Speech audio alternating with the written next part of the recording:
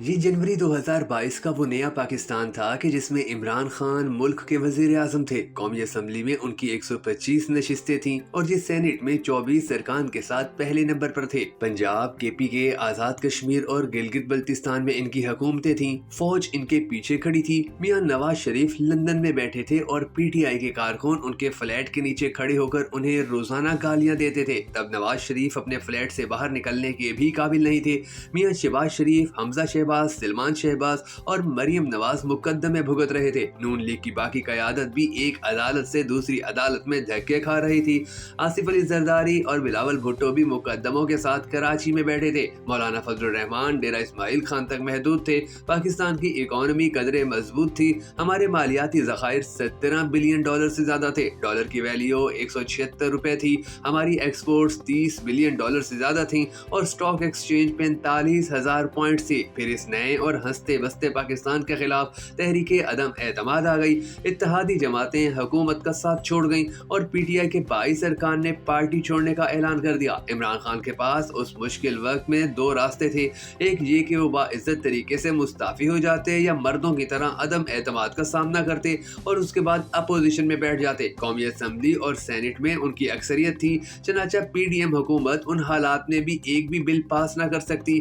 دو صوبوں کشمیر اور گلگت بلتستان میں PTI کی حکومتیں تھیں۔ PDM حکومت وہاں بھی بے بس ہو جاتی۔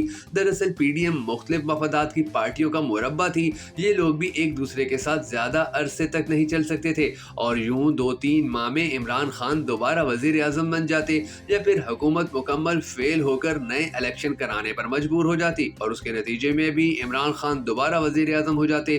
لیکن خان صاحب نے سیدھے اور آسان راستے کے بجائے مشکل اور ناقابل قبول راستہ پسند کر لیا۔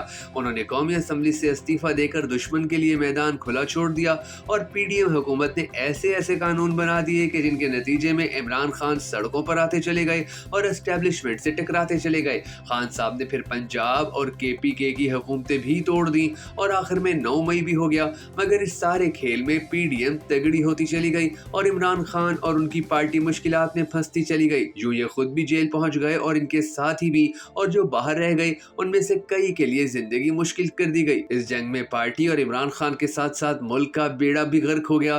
ڈالر $300 پر پہنچ گیا، سٹاک ایکسچینج کریش کر گئی، مالیاتی ذخائر سرخ لکیر تک پہنچ گئے، انڈسٹری بند ہو گئی، ملک بے روزگاری، کساد بازاری اور مہنگائی کی دلدل میں دھنستا چلا گیا اور آخر میں ہم جس IMF سے جان چھڑوانے کے انتہائی قریب پہنچ چکے تھے وہ IMF پاکستان کا باس بن گیا۔ عمران خان آج 2024 کے الیکشنز میں دوبارہ بڑی فورس بن کر ابھر آئے ہیں۔ یہ ایک سچ ہے اور اس سے انکار ملک، عوام اور جمہوریت تینوں کی توہین ہوگی۔ لیکن اس سے بھی بڑا سچ یہ ہے، عمران خان کی تمام تر مقبولیت کے باوجود قومی اسمبلی میں دھاندلی کے بعد ان کے پاس صرف 92 سیٹیں ہیں اور یہ KPK میں حکومت بنانے میں کامیاب ہوئے ہیں۔ لہٰذا اگر فروری 2024 کا فروری 2022 سے تقابل کیا جائے تو عمران خان لوز کرنے کے بجائے گین کرتے نظر آئیں گے۔ قومی اسمبلی میں 2022 میں ان کی 125 سیٹیں تھیں اور یہ 2 صوبوں اور 2 یونٹس میں حکومت کر رہے تھے۔ یہ بنی کالا اور زمان پارک میں بیٹھتے تھے اور وہ پولیس جو آج ان کو دھکے دے رہی ہے وہ ان کی حفاظت اور سلیوٹ کرتی تھی۔ لہٰذا اگر عمران خان نے یہیں آنا تھا تو پھر اتنی طویل جدوجہد اور ضلالت کی کیا ضرورت تھی؟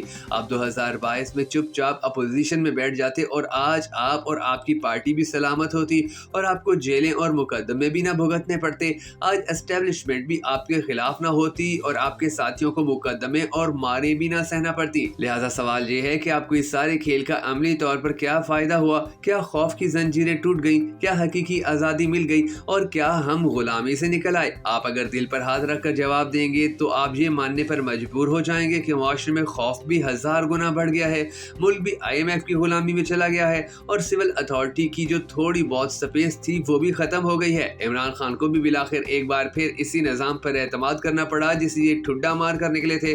عمران خان کے پاس اب بھی 2 آپشن موجود ہیں، یہ کھلے دل کے ساتھ نظام کو تسلیم کر لیں، اپوزیشن میں بیٹھ جائیں یا پھر کسی بھی سیاسی جماعت کے ساتھ مل کر حکومت بنا لیں اور سڑکوں کے بجائے پرفارمنس کو اپنی طاقت بنائیں۔ سسٹم اور پرفارمنس ہی سیاست کی اصل جان ہے، موج ہے دریا میں اور بیرون دریا کچھ بھی نہیں۔ اس وقت ملک کی حالت یہ ہے کہ اگر ہمیں پیٹرول نہ ملے تو 15 دنوں میں ہمارا ملک بیٹھ جائے گا، جہاز، گاڑیاں اور کارخانے بھی بند ہو جائیں گے اور بجلی، پانی، موبائل فون اور انٹرنیٹ بھی۔ صرف ایک عمران خان کو ختم کرنے کے چکر میں ان سب طاقتوں نے مل کر پاکستان کو کو ختم کر دیا ہے۔ اللہ سے دعا ہے کہ اللہ تعالیٰ اس ملک کے ساتھ ظلم کرنے والوں کا عبرتناک انجام ہمیں ہمارے مرنے سے پہلے دکھا دے۔ اگر آپ بھی اس دعا میں شامل ہونا چاہیں تو کمنٹ سیکشن میں آمین لکھ دیجیے گا، اور اگر آپ کو ہماری یہ ویڈیو پسند آئی ہو تو ہمیں سپورٹ کرنے کے لیے اسے لائک اور شیئر کر دیجیے گا۔